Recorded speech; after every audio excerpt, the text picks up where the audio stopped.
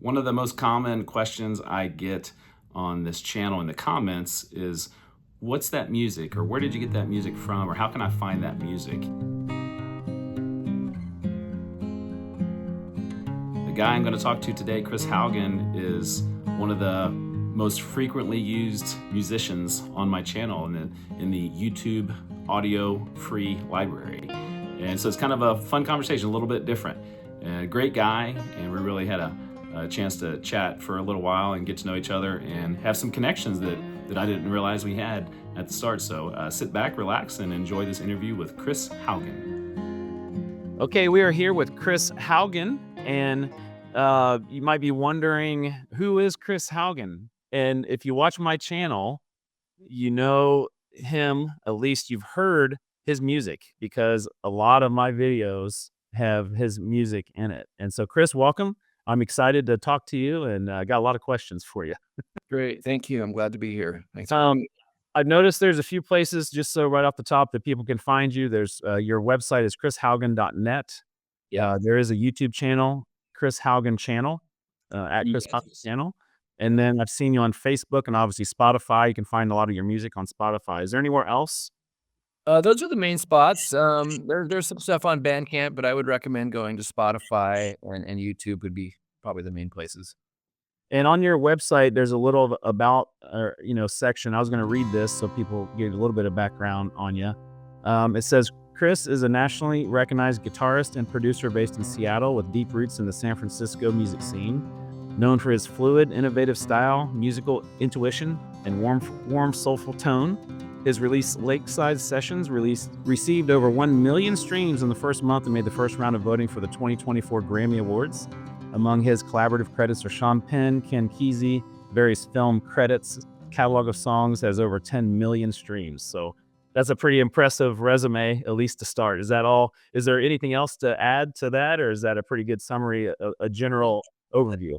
That's a good summary. I would add that I toured for a number of years and was really active. I still am active as a rock guitarist, mainly in rock and roll and pop scenarios. And over the years, I've started kind of developing this music for more ambient and sort of yoga lifestyle and I wouldn't say meditation, but kind of more chilled out acoustic music.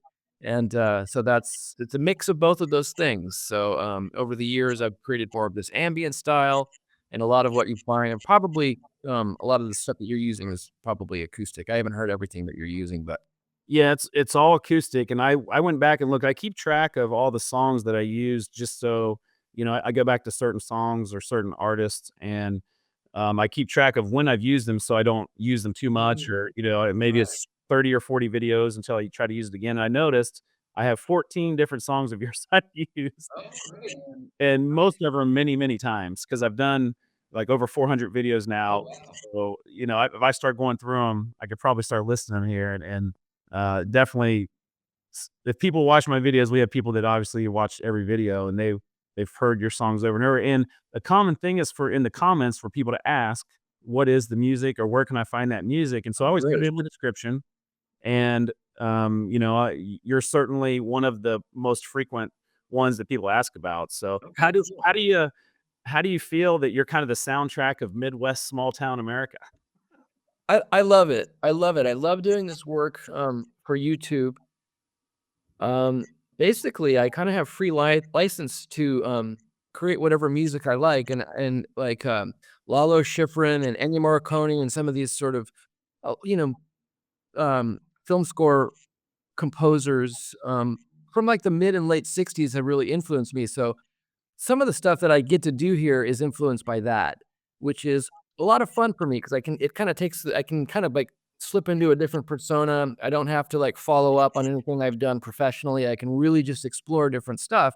And it's been so much fun to work with filmmakers like yourself and filmmakers from other parts of the world that just pop up and they've been using this music. And it's a joy to see, like, wow, somebody's heard that music and had these images and put them together in a way that I would never have done. So it's very cool.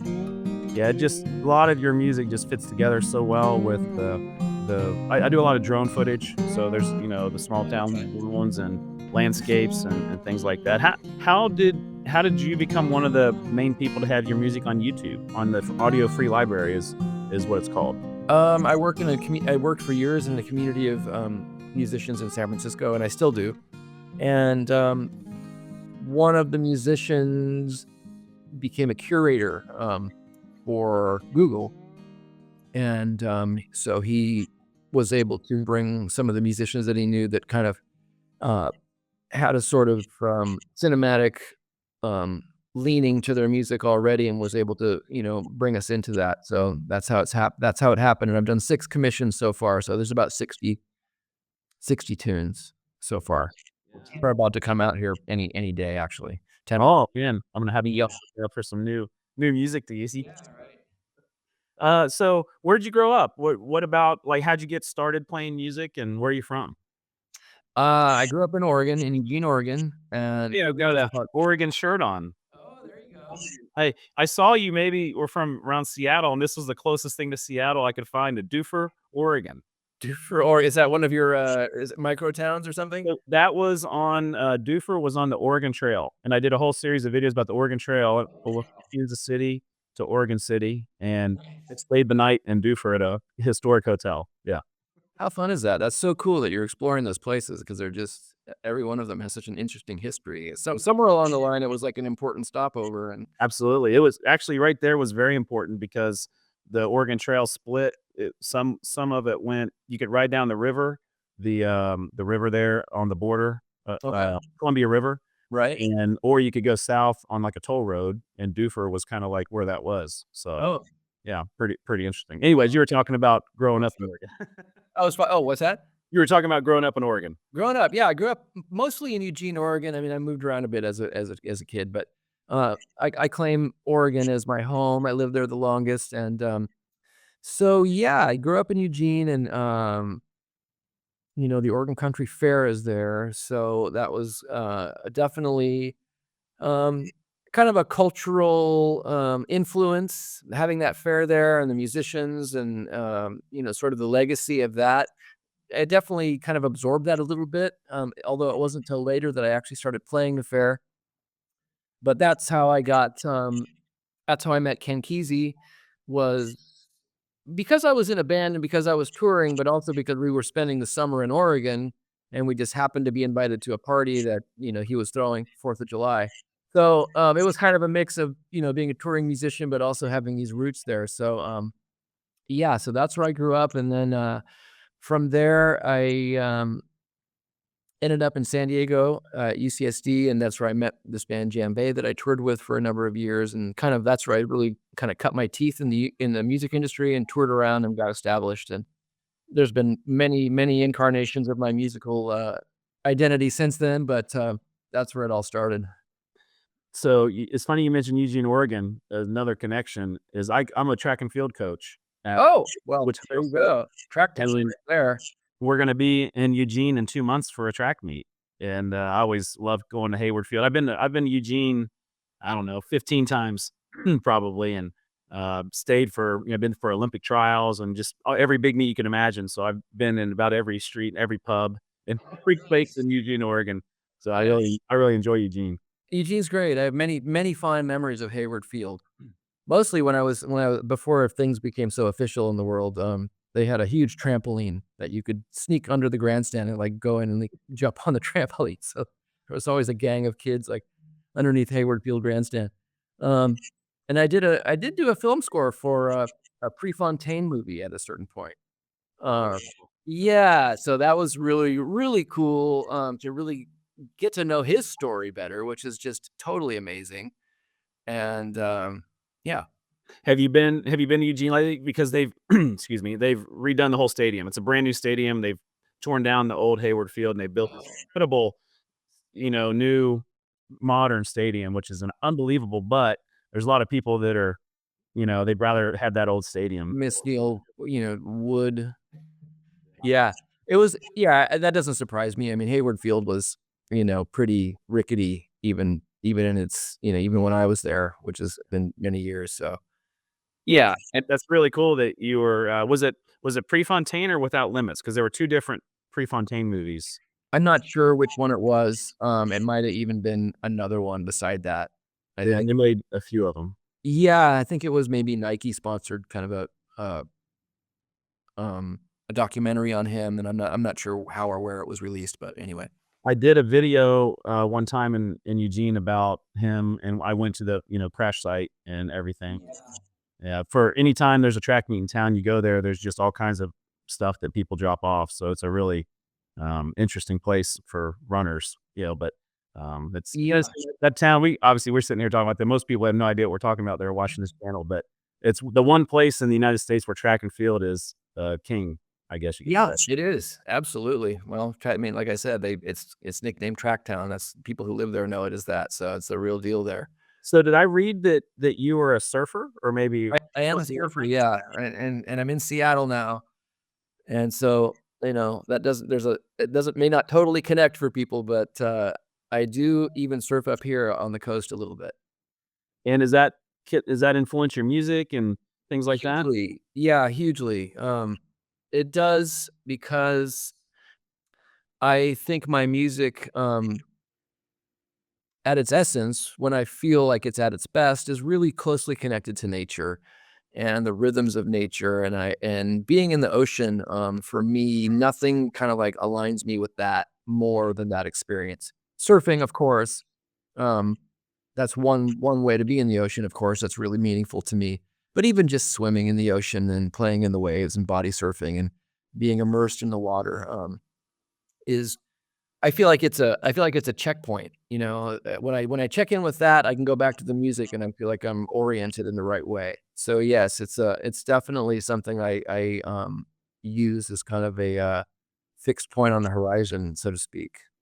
Yeah, sometimes when I'm out driving in these middle of nowhere places, the clarity comes or Right. it's some sort of an idea of, "Man, I'm gonna make a video about this," or thinking about my coaching back here in Kansas or something, I'm gonna do something different with our training program. Just literally kinda, like I said, out there with nature. I've had those same connections, and how do you how does that translate into a music or a song? How do you go from that, or is there, like, a spark of an idea, or I have no idea about writing a song or anything like that. How Okay, well, yeah, I think it's similar to what you were saying is like, if you can create a, um, situation where you're really empty out, and I think that's kind of when your subconscious speaks. Is just somehow there's like a moment when your conscious mind like opens up somehow, and I think that's my connection to the ocean and probably what you're experiencing when you're driving. You just like you're looking out on this expanse, and your mind has a moment where it just kind of forgets what it's doing, and something pops in that empty space.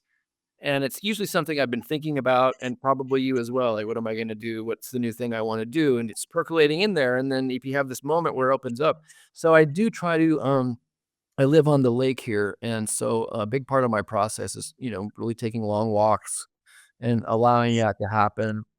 Um, a lot of times I'll just even look at the landscapes, look at the light on the water or the wind in the trees and the way the leaves move or the changing seasons and write music, and then I'll go back and listen to the music kind of on the same walk. And I feel like if it feels like it fits with what I'm looking at, it's kind of almost a soundtrack for that. And I think that's when I feel like I'm on the right track. Oh, that's really interesting.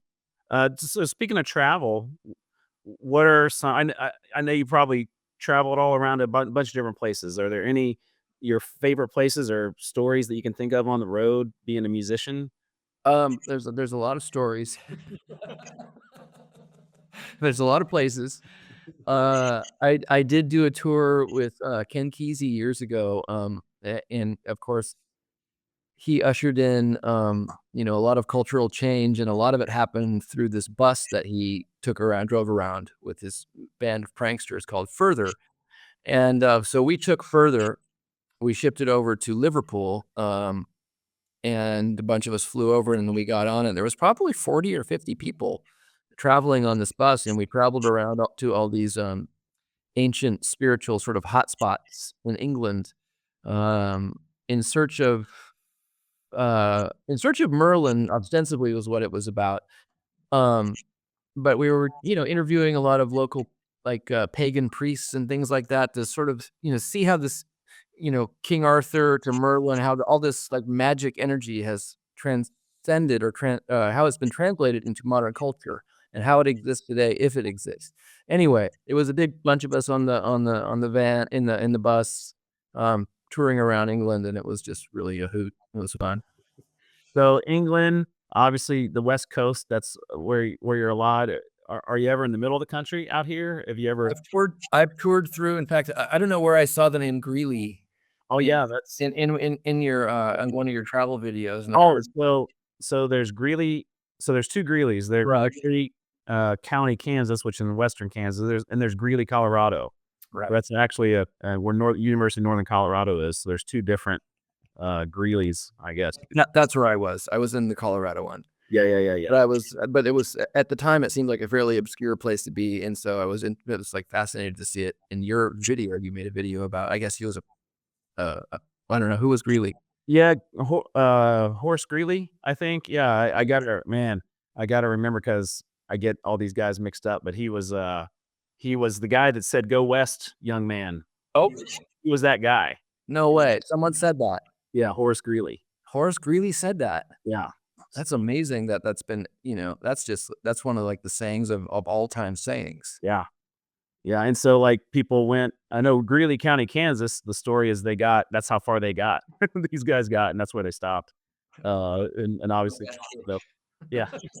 Back then, it was the West because Kansas was kind of the great West, so I think about those settlers sometimes and, like, yeah, I mean, how far do you have to go before you're like, "Yeah, we're good," you know? You're in a wagon and horses and having to hunt along the way for your food. I mean, I don't think these days we can really get our head around just how hard that was for people to settle out west.